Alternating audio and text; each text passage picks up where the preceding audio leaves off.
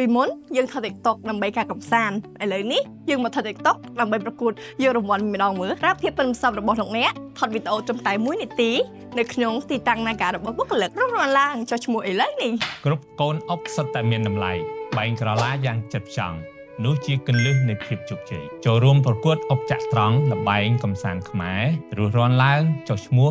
ទាំងអស់គ្នាបើសិនជាអ្នកមានចំណេះដឹងនៅលើផលិតផលរបស់ Nagavel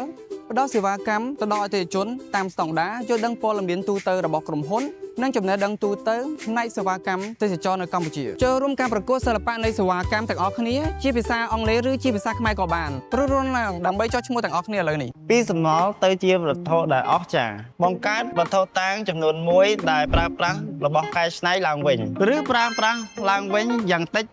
80% បុគ្គលិកអាចចូលរួមបានម្នាក់ឯងឬក៏ជាគូឬជាក្រុមសូមរស់រានឡើងចុះឈ្មោះឥឡូវនេះ